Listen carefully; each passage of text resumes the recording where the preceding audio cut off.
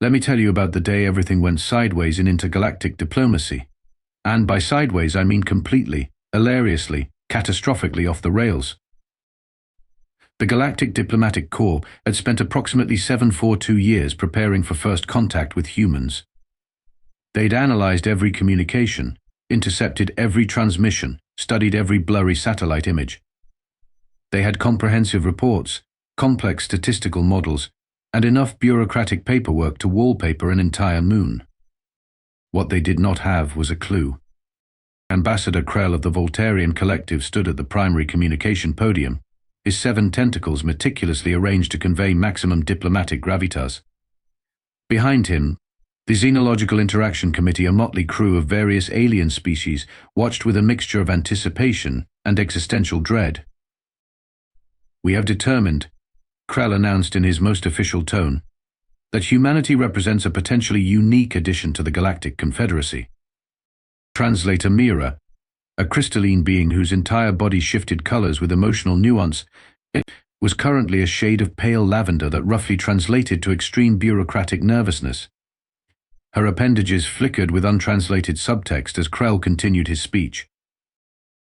"Our preliminary research suggests humans are surprisingly adaptable," Krell said, the universal translator rendering his words with a clinical precision that completely failed to capture the underlying uncertainty. What the diplomatic team didn't know, what they couldn't possibly comprehend, was that their carefully constructed understanding of intelligent species was about to be obliterated. Completely. Utterly. With extreme prejudice. Humans, you see, had a particular talent for doing absolutely batshit crazy things and then acting like those things were totally normal. And their approach to interspecies relationships? Well, let's just say it was going to make the Voltarian Collective's collective minds explode. The committee had spent decades preparing diplomatic protocols, risk assessments, and communication strategies. They had flowcharts. Extensive flowcharts, color-coded flowcharts with multiple contingency branches that would make a quantum mathematician weep with joy.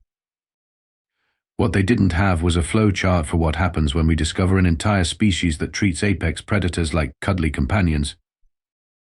Ambassador Krell adjusted his ceremonial communication medallion, a device that cost more than some small planetary economies, and continued his prepared remarks. The humans demonstrate remarkable technological progression.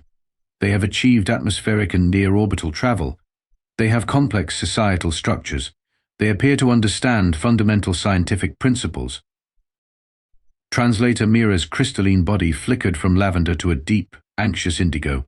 Appear to were very carefully chosen words, and she knew it. Little did they know that appearing to understand something and actually understanding something were two very different things when it came to humans. Particularly when that something involved their utterly bonkers relationship with the animal kingdom. The diplomatic team was about to learn that humans did not simply interact with other species. They, well, domesticated was far too mild a word. Befriended didn't even begin to cover it. Completely and utterly disregarded all known laws of biological interaction was closer to the truth.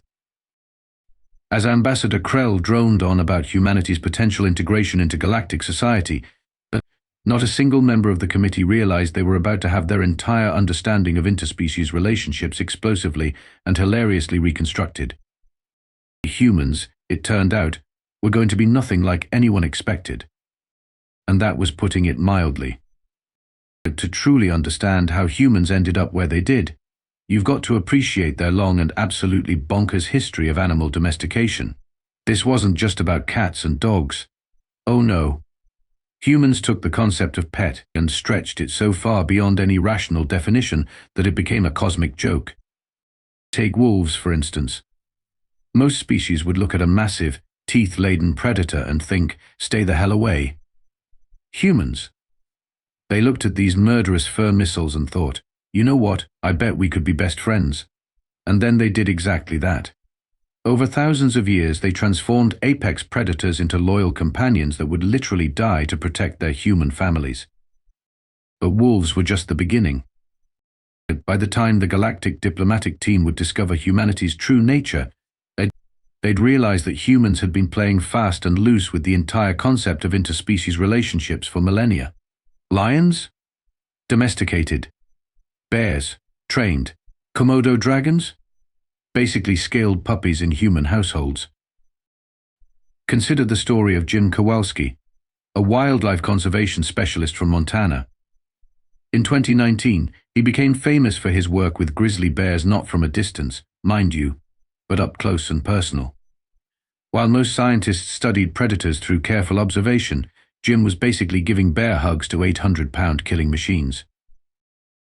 There was the case of Kevin Richardson in South Africa, dubbed the Lion Whisperer. This guy didn't just study lions, he lived with them, slept next to them, played with them like they were oversized, exceptionally dangerous house cats. Normal people saw a pride of lions and thought potential death. Whoa! Kevin saw potential cuddle buddies. And don't even get me started on Australia. If any place demonstrated humanity's complete disregard for normal survival instincts, it was Australia. A continent where literally everything could kill you, and humans were like, cool, we'll just adapt and make it our home. Crocodiles, venomous snakes, spiders the size of dinner plates, other species would have run screaming. Humans? They made documentaries about them. The marine biologists were no better. Orca researchers would swim alongside killer whales, interact with them, study their complex social structures. Not from a safe research vessel, mind you, but in the water, and with creatures that could literally swallow them whole and use their bones as toothpicks. By the time aliens would discover humanity's pet practices, they'd realize humans had been conducting a millennia-long experiment in how close can we get to something that could murder us without actually being murdered. Dolphins. Humans trained them for military operations. Great white sharks. Researchers would tag and track them, getting close enough to practically high-five these swimming murder machines. Komodo dragons? There are literally people who keep them as pets, feeding them raw meat in their suburban backyards. The truly bizarre part wasn't just that humans could domesticate these creatures. It was how casual they were about it. A person might casually mention, "Oh yeah, my cousin trains rescue wolves," the same way another might say, "I have a golden retriever." And complete, utter normality. By the time the Galactic Diplomatic Team would make first contact, they would discover a species that had basically looked at the entire animal kingdom and said, "You look dangerous. We should definitely friends." Other species developed technology to protect themselves from predators. Humans developed technology to hang out with predators more effectively. Imagine an alien civilization's reaction when they discovered that humans didn't just study dangerous animals, they formed emotional bonds with them. That they would risk their own lives to protect endangered predator species. That they saw these creatures not as threats, but as potential companions. The groundwork for humanity's utterly insane interspecies relationships had been laid long before any galactic diplomat would arrive. Thousands of years of gradually convincing the most dangerous creatures on the planet that humans were somehow acceptable pack members. Little did the galaxy know, humans were just getting started. The moment of revelation began precisely at 1347 hours Galactic Standard Time. It made in a meticulously prepared diplomatic chamber that had seen countless first contact scenarios. What it had not prepared for was humanity's complete disregard for every known biological interaction protocol. Ambassador Krell's tentacles began to twitch a motion that, in Voltarian body language, roughly translated to complete and utter existential confusion. The human representative, Commander Elena Rodriguez, had brought what she casually referred to as her work companion. To the alien delegation, this companion was a 500-pound Siberian tiger sitting placidly next to her like an oversized house cat. Is that alive?" whispered translator Mira, her crystalline form flickering between shades of absolute terror and profound disbelief. The Commander Rodriguez scratched the tiger behind its ears. "This is Sergei. He's been my work partner for the past 6 years, a bit of a softie really." The diplomatic chamber went silent. The kind of silence that happens when reality itself seems to be reconsidering its fundamental laws. Krell's communication device, a sophisticated piece of technology that had translated millions of interspecies conversations, seemed to short-circuit momentarily. The universal translator struggled, producing a series of confused clicks, and what sounded suspiciously like a digital whimper. "Partner?" one of the junior diplomatic attaches managed to squeak out. As in professional collaboration. Elena shrugged. Well, yeah. He helps me with security assessments. Has an excellent sense for detecting potential threats. Plus, he's great at team-building exercises. The tiger Sergei chose that moment to yawn, revealing a mouth full of teeth that could easily crush a small vehicle. He then proceeded to stretch, revealing muscles that looked like they were carved from living titanium. Most people are surprised, Elena continued, completely oblivious to the mounting alien horror, but Sergei is actually quite gentle. Those belly rubs. Gets a bit grumpy if he doesn't get his morning coffee. The Xenological Interaction Committee collectively stopped breathing. A predator. Drinking. Coffee. But Elena wasn't done. Oh no. She was just getting started. Of course, Sergei isn't my only work companion, she said, pulling up a holographic display. Images began to cycle a woman swimming with great white sharks, a researcher cuddling a massive Kodiak bear, a wildlife expert hand feeding a pack of wolves. We found that most apex predators are just misunderstood, Elena explained, her tone as casual as if she were discussing the weather. They're not mindless killing machines. They're complex social creatures that, with the right approach, can be incredible partners. The alien delegation was beyond shock. They had passed shock several solar systems ago and were now entering an entirely new dimension of bewilderment. Krell's senior scientific advisor, Dr. Glornak, managed to stammer out a question. How? How do you survive? Elena laughed. Actually laughed. Mutual respect, communication. Understanding. The same way you'd build any relationship. Sergei, as if to emphasize the point, nudged Elena's hand for another ear scratch. The holographic display continued to cycle, humans riding on the backs of killer whales, researchers tagging great white sharks, a woman who had raised an entire pride of lions from cubs. Each image was more impossible than the last. I don't think you understand, Elena said, her voice taking on a slightly dangerous edge. Humans don't just survive alongside predators, we collaborate with them. We protect them. We've dedicated entire branches of science to understanding and preserving these incredible creatures. Dr. Glornak's tentacles had gone completely rigid, a Voltarian physiological response that roughly translated to total systems shut down. Sergei, meanwhile, had fallen asleep, a 500-pound apex predator, snoring softly next to humanity's diplomatic representative, like the world's most terrifying house cat. The Galactic Diplomatic Corps was about to learn that humans didn't just break rules. They rewrote entire definitions of possibility. And they were just getting started.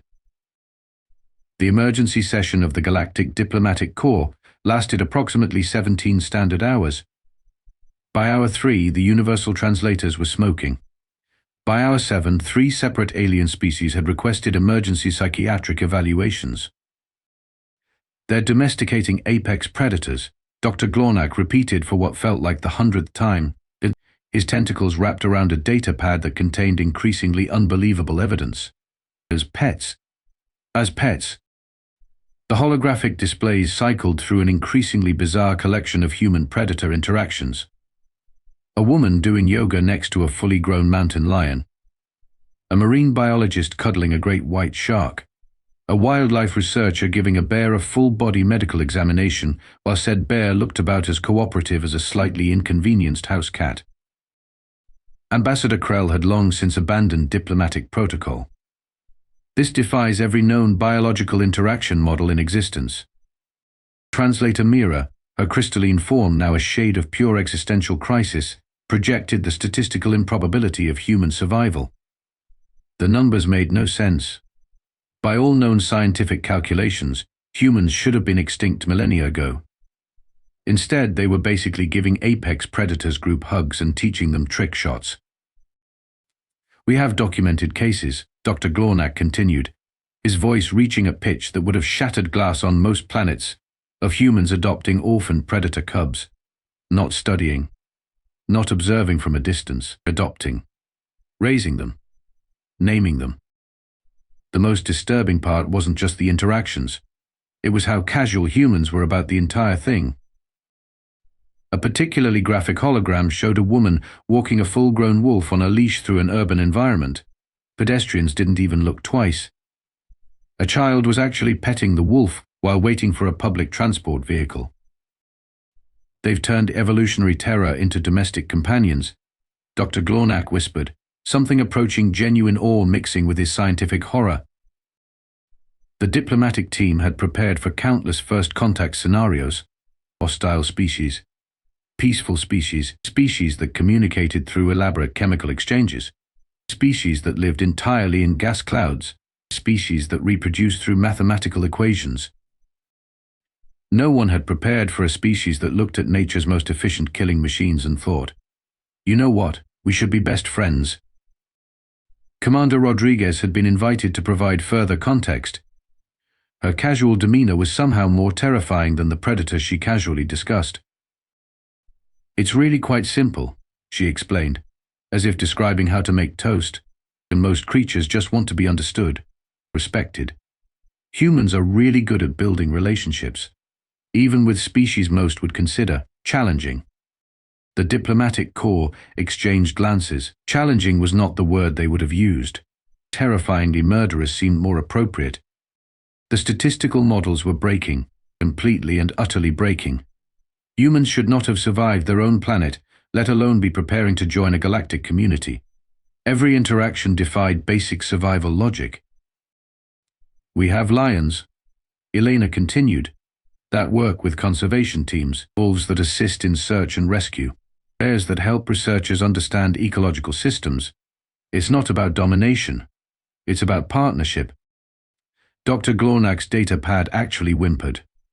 Whether this was a malfunction or a genuine emotional response was unclear. The truly horrifying part wasn't just that humans could interact with these predators. It was that the predators seemed to genuinely enjoy the interactions. The great white sharks looked relaxed. The wolves seemed happy. The bears appeared to be participating in what could only be described as collaborative scientific research. "They're not controlling these creatures," Translator Mira finally said, her crystalline form shifting to a color that suggested profound revelation. "They're collaborating with them." Ambassador Krell could only stare. Humans had taken the most fundamental rules of biological interaction and basically used them as suggestions, held recommendations. At best, the diplomatic fallout was just beginning, and humanity was just getting started. The diplomatic team was invited to a typical human wildlife research facility.